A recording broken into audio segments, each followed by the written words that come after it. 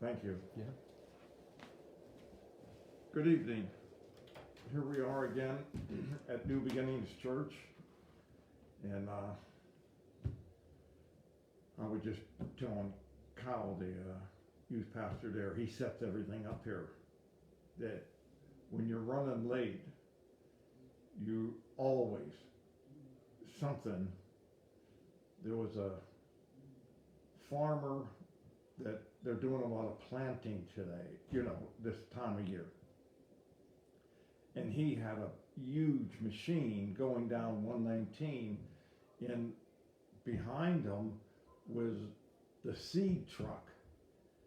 And they were just 10 mile an hour going down 119, and there must be 30 cars behind them, and here I come, and I go, oh dear Lord, I don't think I'm going to be on time. So, and I wasn't. I was late. So I just sat there and praised the Lord anyhow. But at any rate, here we are today, and you look at things that are, every time I hear something, you just say to yourself, just when you think you heard it all, something new pops up. And it's pretty amazing that how the news media tries to control actually what you see and hear and think about. The first 2 days that the Palestinian Hamas was dropping rockets into Israel, MSNBC, CNN, NBC, CBS, all the news of the first 2 days, there was zero news on Israel getting rocketed. And the big talk on all those news outlets was Liz Cheney gets voted out of being the third in command because she does not like Trump. And she states, as long as I'm in the Senate, I will do everything in my possible power to keep him from returning to the White House. And that was splattered for 2 days while Israel is getting rocketed. People are dying. That's the most important thing that they have to talk about, and they don't put anything about Israel being rocketed.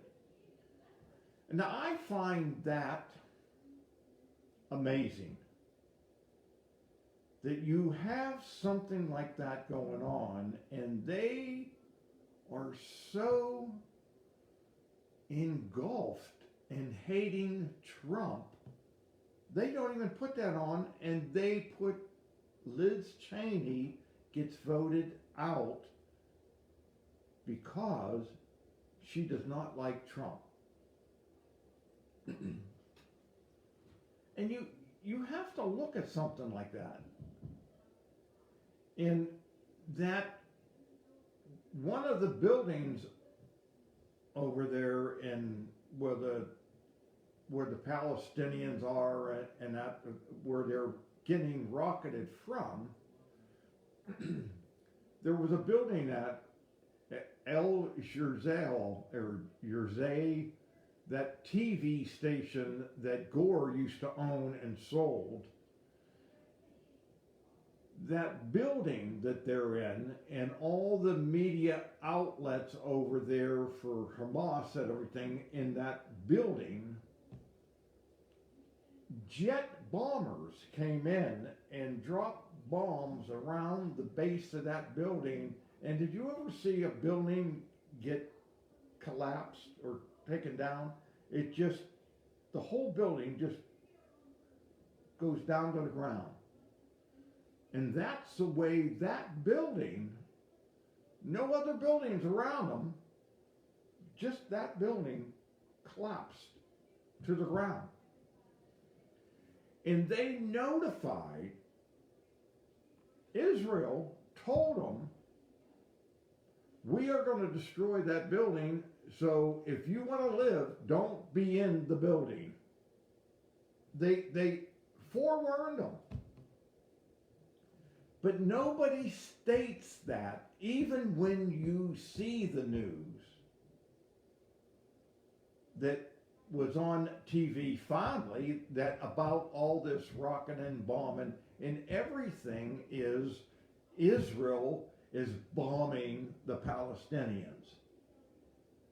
Like Israel don't have any right to do that. And my question was, who fired the first rocket? And it was Hamas firing into Israel, killing innocent people. Not telling them anything to clear out, we're going to rocket you. They just fired at will. So you look at things how come Israel, according to the news, is the bad egg in this confrontation they're having? And everybody's worried now, there's going to be a war over there. I don't know if you remember, Israel has always had problems with the Palestinians, always. And I do believe if you date back to the Philistines turned into the Palestinians. The Philistines were always a thorn in Israel's side. So you look at that and you say, do you remember the leader of the Palestinians?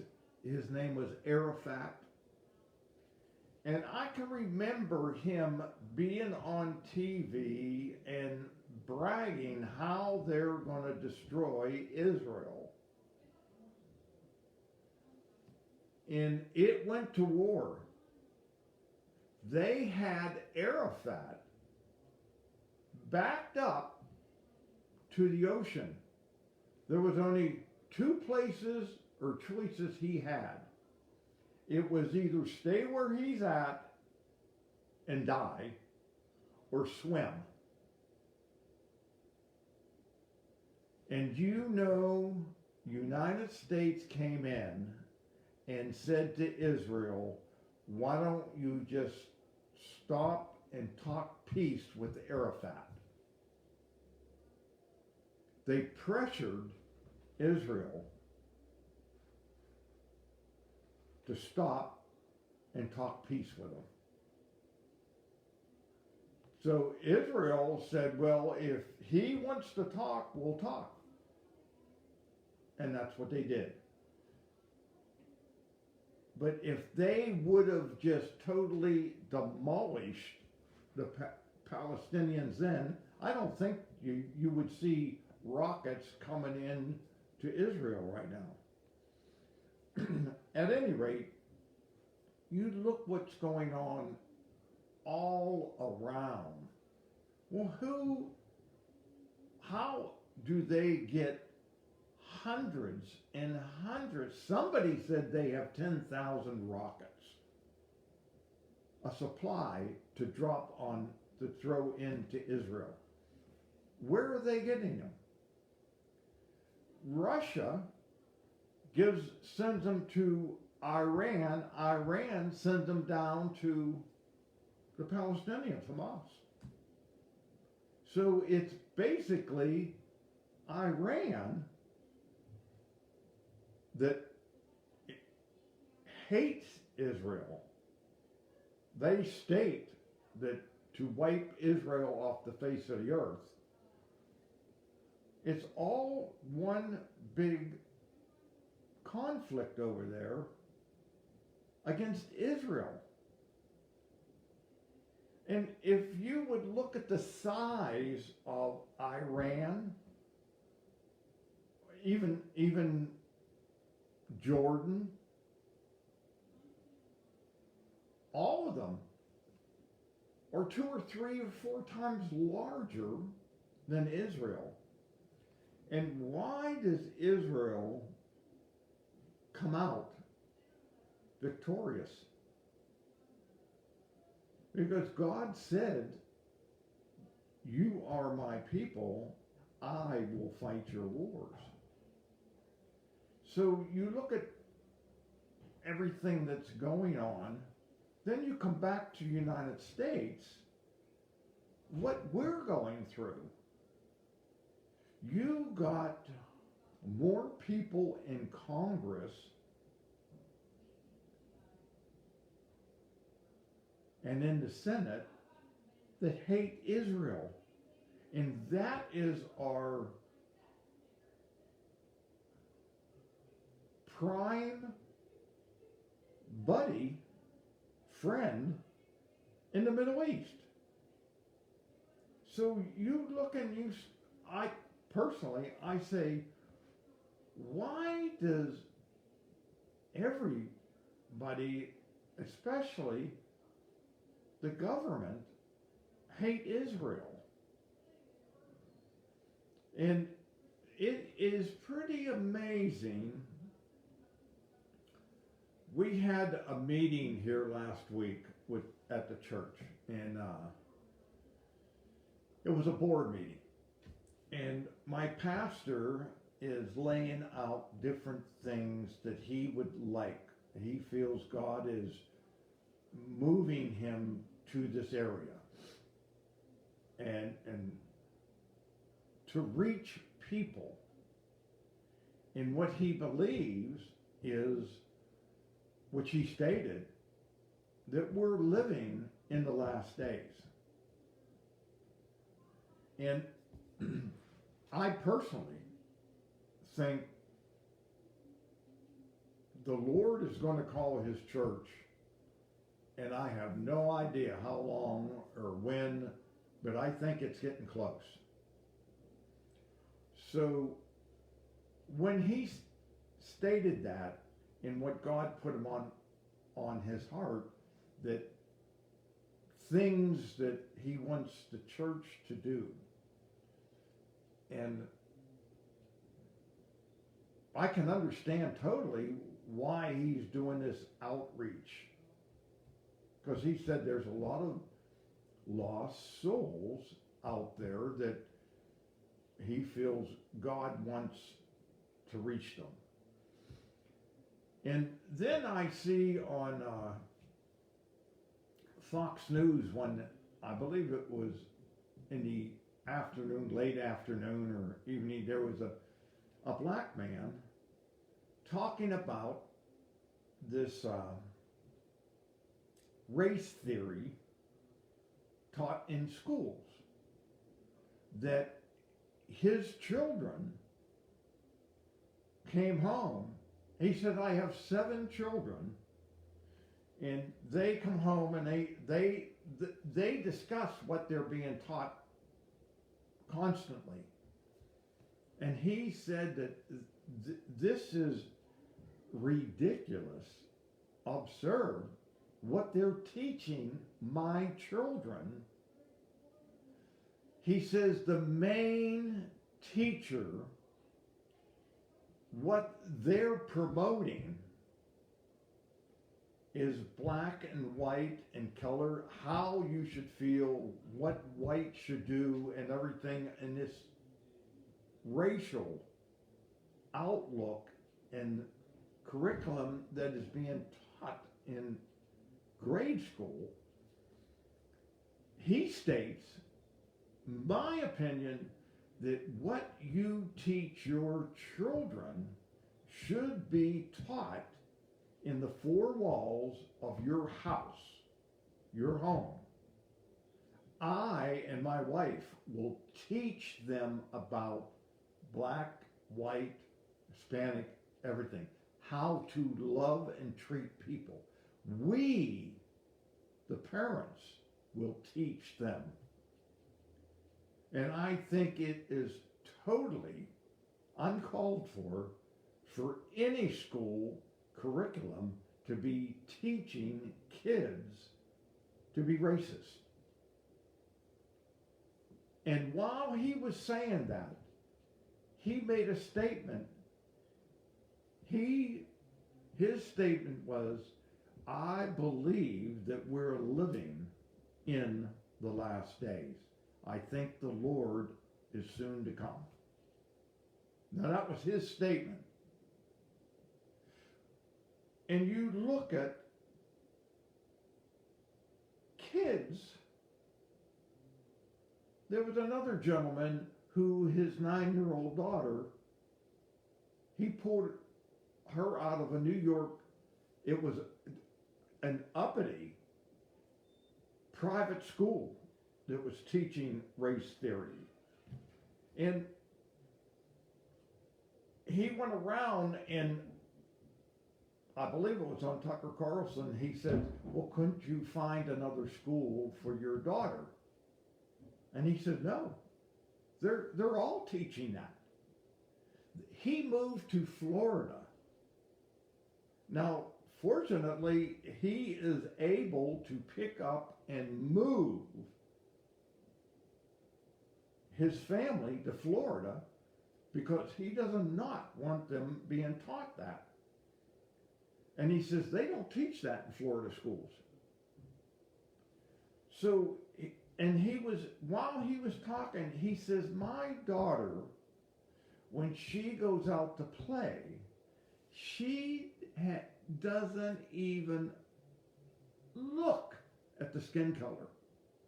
She enjoys company and play, and that is not even on her mind. Racism.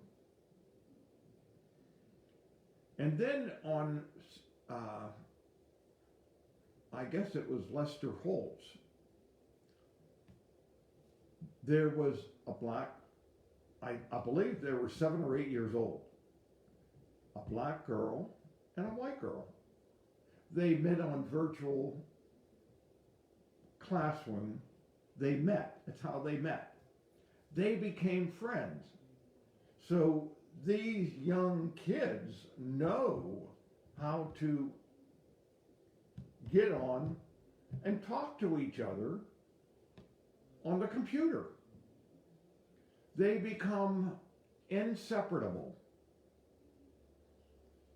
So at the one's birthday, the other one had, at this little park, they had a birthday party for her friend. And I can't remember which one had the party for, if it was the black girl had the party for the white girl or the white girl had a party for the black girl. But they had a party because it was her birthday. And you saw them both sitting there just laughing and talking and that. And I said, now that, why in the world would anyone teach those kids, young minds, that you shouldn't be doing this?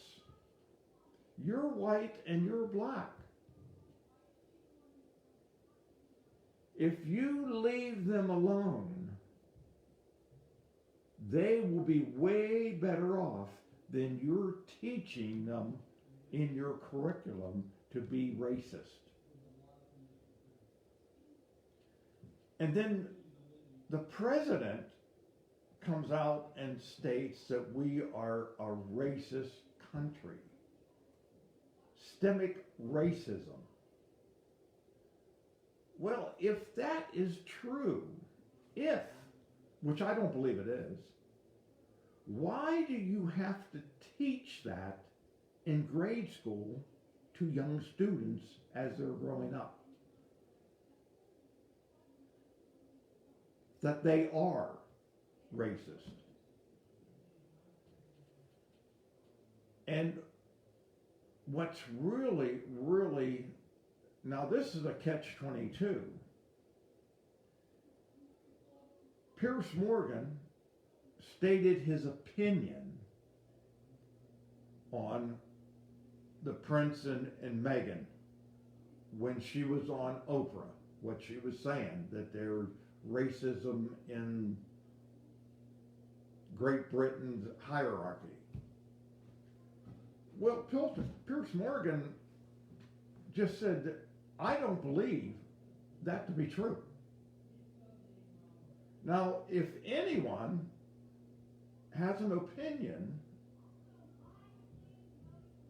he got removed from his TV show by stating that, his opinion. He didn't say anything derogatory to Meghan. He just stated that he did not believe that. What you have the Queen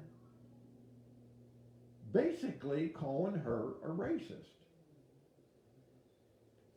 And it was Sharon Osbourne on that TV show that she has sticking up for Piers Morgan on free speech.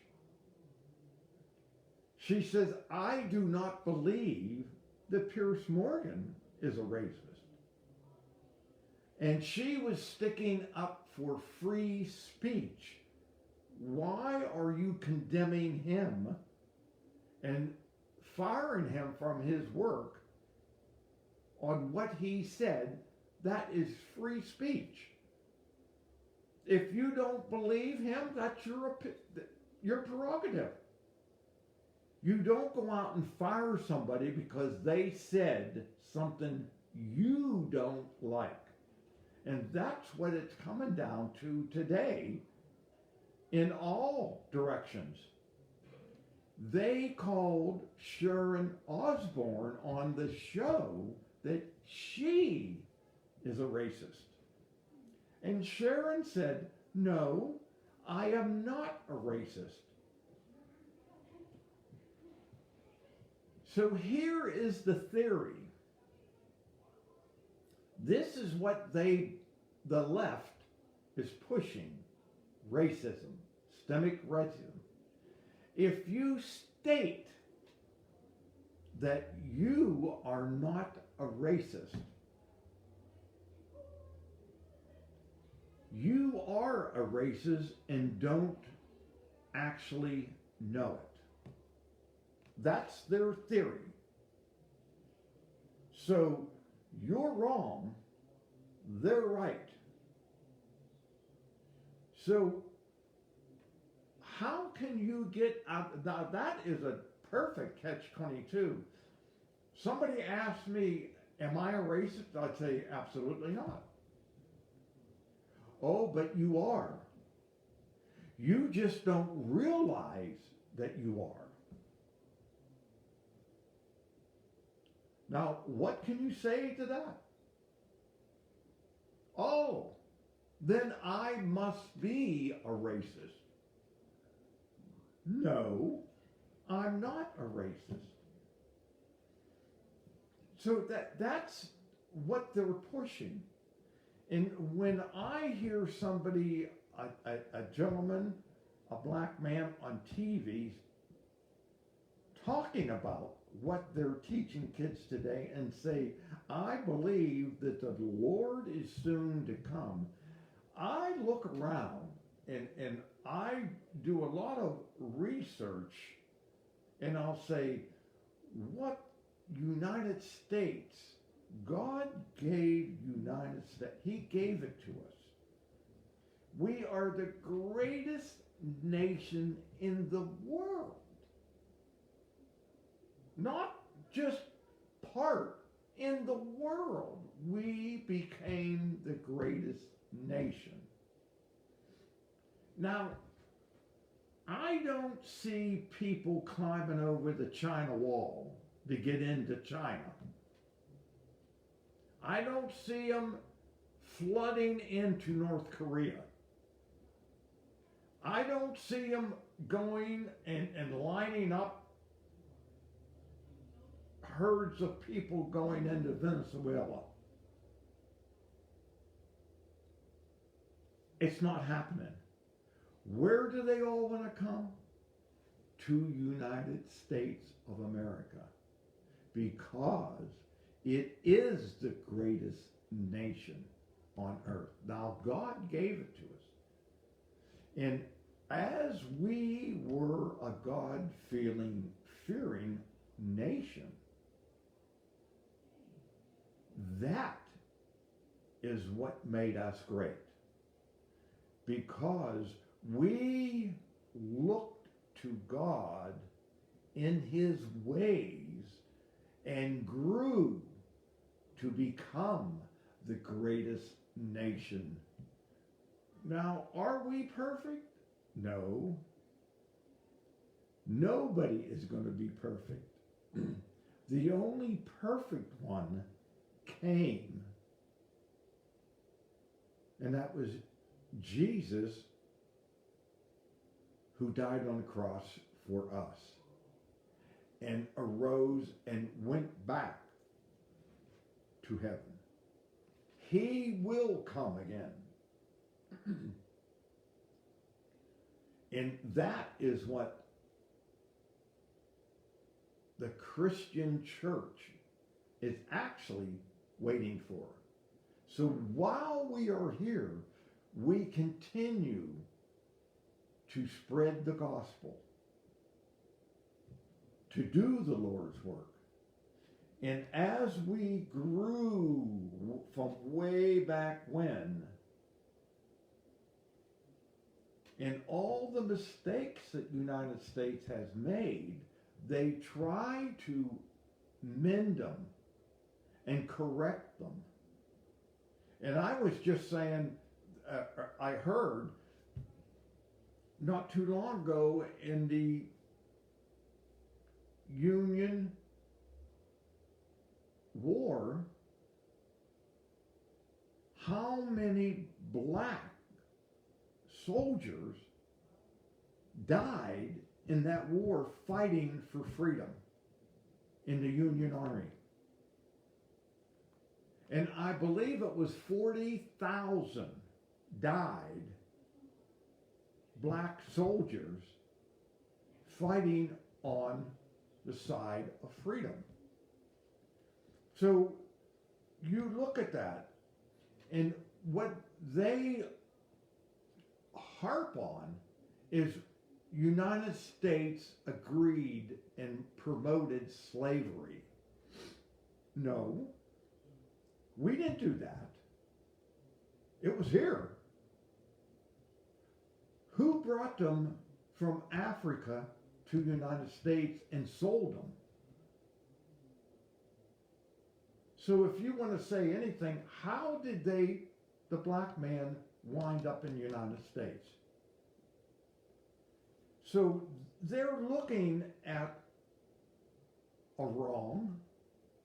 United States wanted to correct the wrong, and I believe they did. So you look at the history when Lincoln freed the slaves. They have freedom now.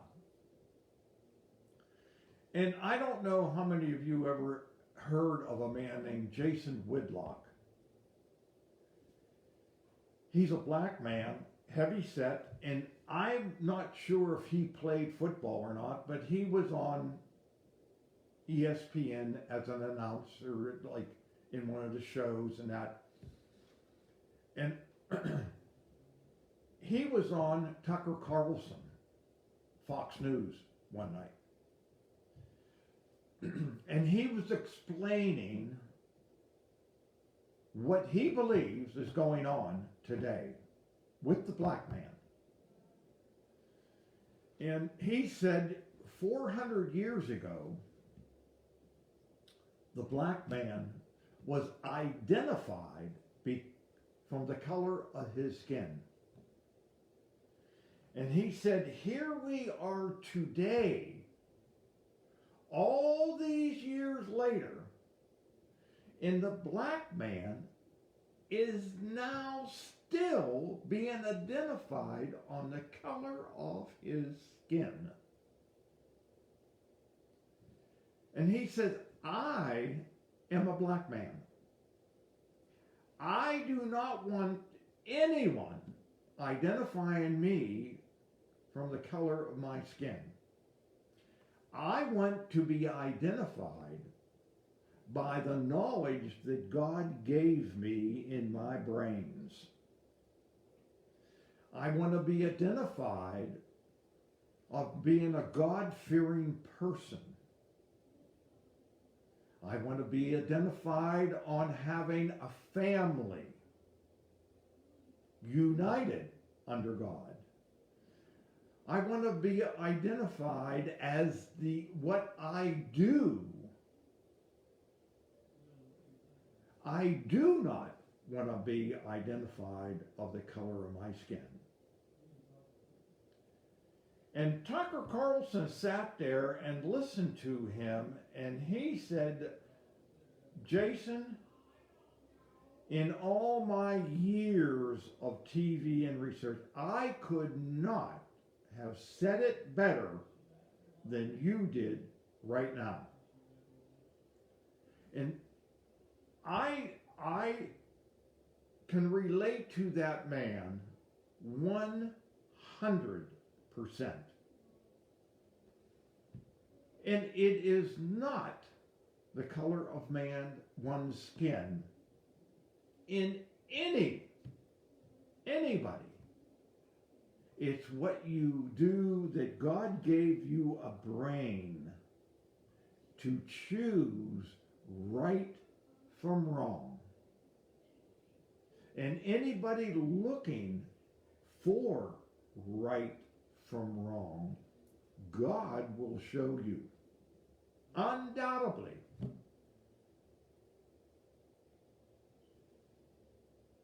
He is the creator of all, loves us all.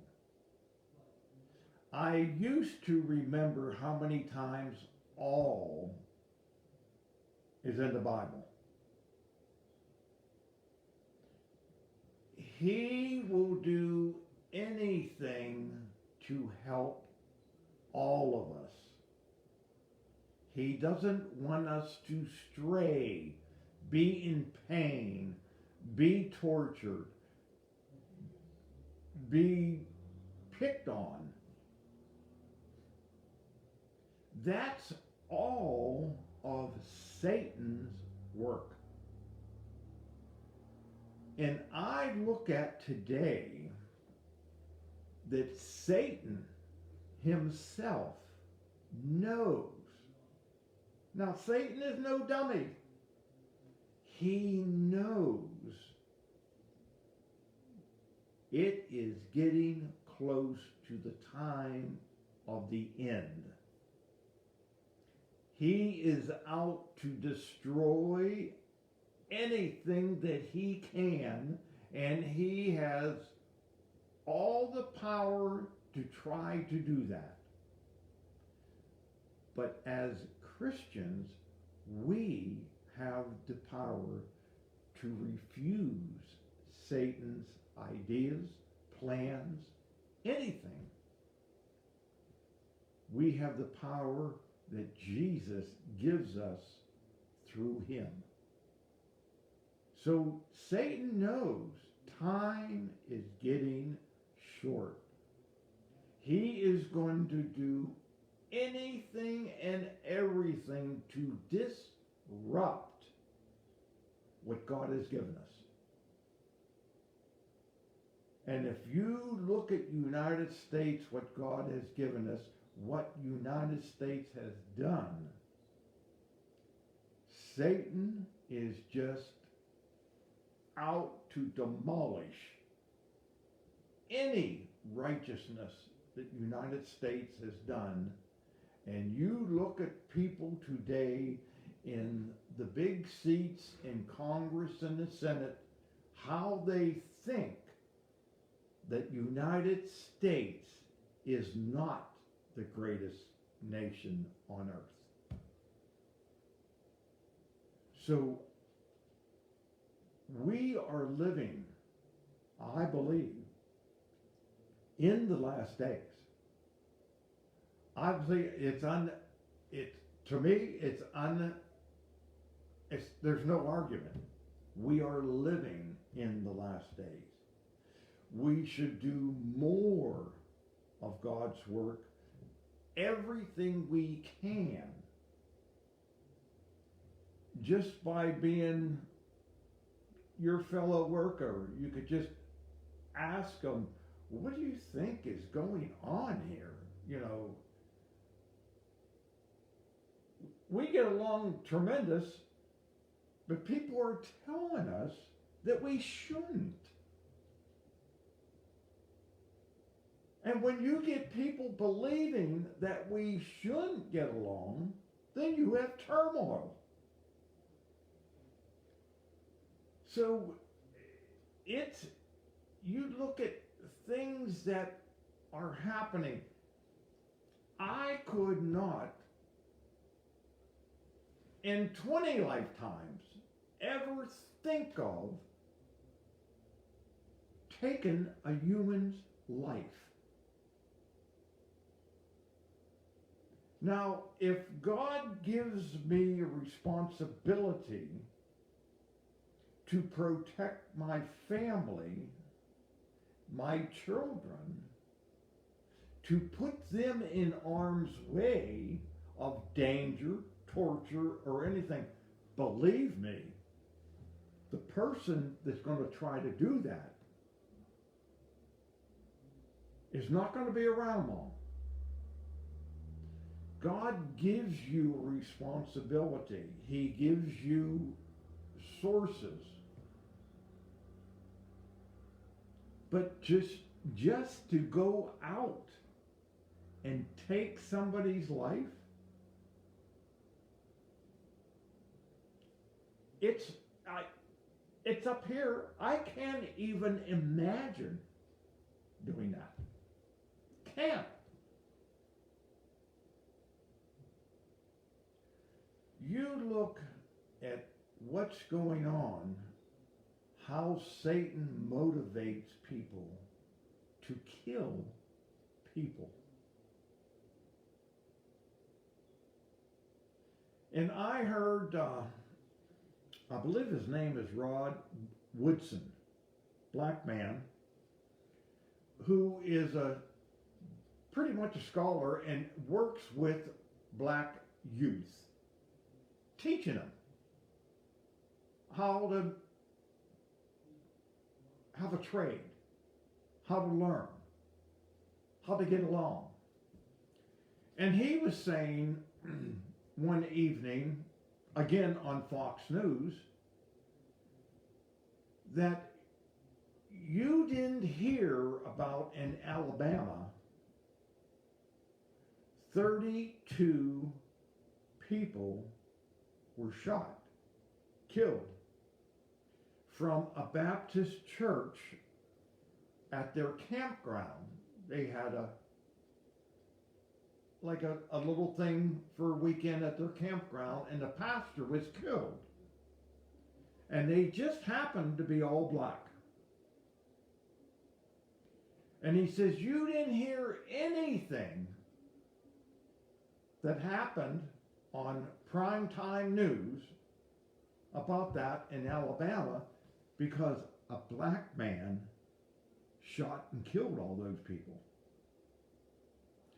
BLM is not Black Lives Matter. It doesn't. It does not matter. He was making a statement. Why didn't BLM plaster that on the news. No, you won't. Because it was a black man that killed the black people. And it's the same in Chicago. You won't hear that plastered on the news night and day, like certain things that you heard about Trump on CNN, MSNBC, and all the other outlets on constantly bad-mouthing Trump. But you wouldn't hear that on their newscasts because it was a black man shooting black people. And the one 13-year-old kid in Chicago that was killed by a white cop, you heard that constantly on the news. Here we go, a cop shooting a 13-year-old kid at 2:30 in the morning. Now, everybody's saying, oh, well, that young black life mattered. The only reason it mattered is because a white cop shot him. And they showed you films and everything. He had a gun. He was shooting at cars going by, shooting at them. When the cops chased him, he dropped the gun and come around with his hand like that, and that cop had no idea at 2:30 in the morning if he had the gun coming at him, and the kid was shot and killed. Now, that was everywhere on the news. That's the only time you hear something in Chicago of a kid being shot. You never heard about the weekend a 7-year-old gets shot, a 3-year-old gets shot, all black, because blacks were the ones shooting them. So you look at Satan is out to destroy people. Keep them fighting constantly. Not saying. My first question was, what was that 13-year-old child doing at 2:30 in the morning shooting at cars? He belonged to a gang. Man, oh day. When I was 13, I never saw 2:30 in the morning. I was in bed sleeping. The way I was raised. You're at home. And I didn't hear one of the announcers saying, where is this kid's mother, father? What is he doing at 2:30 in the morning with a gun shooting at cars going by?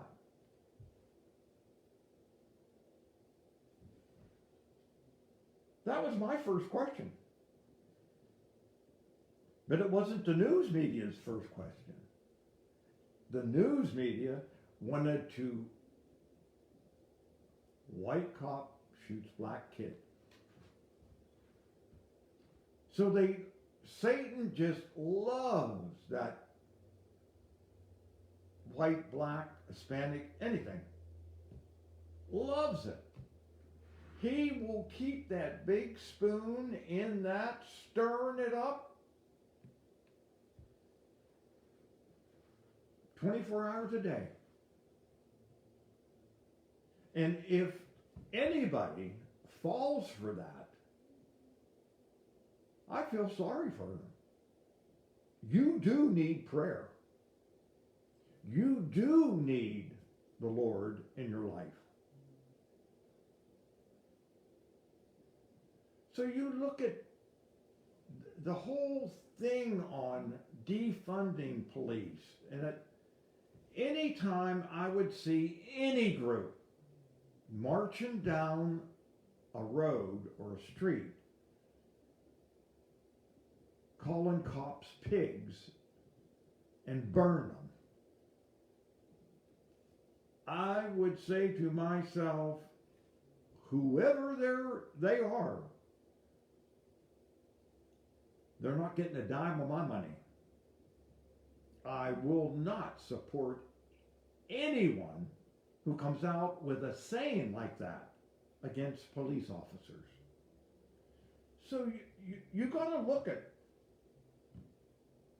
back in 1970, Black Lives Matters was here, growing, starting. They're a Marxist organization.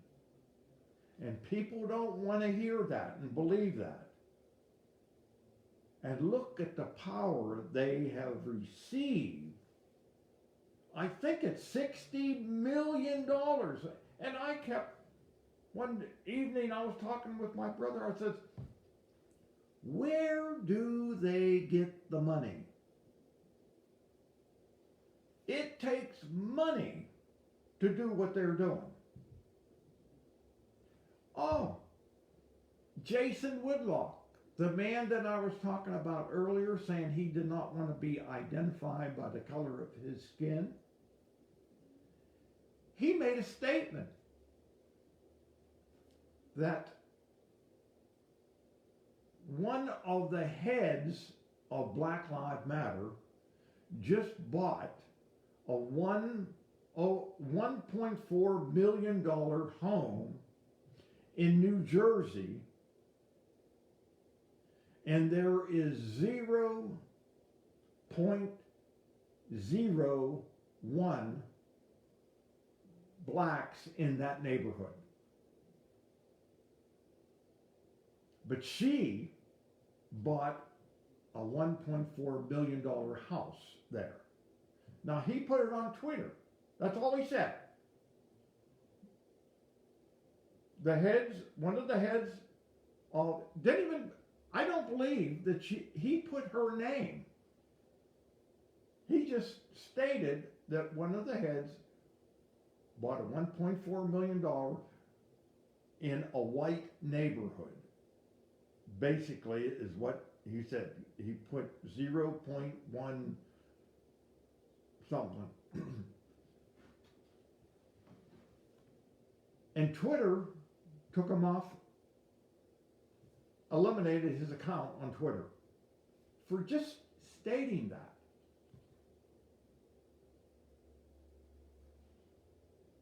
And I said, was there anything violent about that statement? Was there any kind of threat to that statement? You talk about free speech. When somebody can't say someone bought a $1.4 million house in a white neighborhood, and you get shut off Twitter, you begin to see what's going on here. They don't like what you say because they disagree with anything that you say. You believe in truth, they don't. You believe in facts, they don't. So any fact or truth that you say, you're speaking the wrong things. We know what truth is, and we know the facts. And you will be eliminated because you're not agreeing with us. Now, if that's the world that you want to live in, count me out. I'll go to North Korea if I want to live that way. So look around in what's going on. You know, you hear a lot of things. Now, I'm sure that everything you hear is not factual. But you look at some people, what they get away with because their dad is vice president or a big man in a company on Twitter or Facebook. It is insane. So what I'm saying to you this evening is please look around you. Be aware of what your kids are being taught. Stand up and fight for righteousness. They're doing it in Virginia. They're calling them out. So though they come to the teacher saying, don't you be teaching my children this, or you will not be on the education board. We will use our power as parents to remove you. And that is what we have to do in every election coming up, small, medium, or big. We have to get God-fearing people in those positions to stand up for people of all colors, races, and creeds. So be observant and look and pray and help all our brothers and sisters out there. Do not be pushed around by the left. And I pray that we will come out on top. There is no doubt in my mind. When I go, I want to stand before the Lord and hear him say, well done, good and faithful servant. So as long as I have breath, I will try to let you see the broad picture of what's going on, what we can do as God-fearing people. It is a shame the things that are going on in high places. And we got to trust in the Lord. He sees all, knows all, and he does not want us to be like a lamb led to slaughter. So, to the next time in, I guess, hold on. In June 21st, I'll be back, Lord willing, and I hope there will be some brighter picture to let you know who is fighting for us. So till then, God bless you.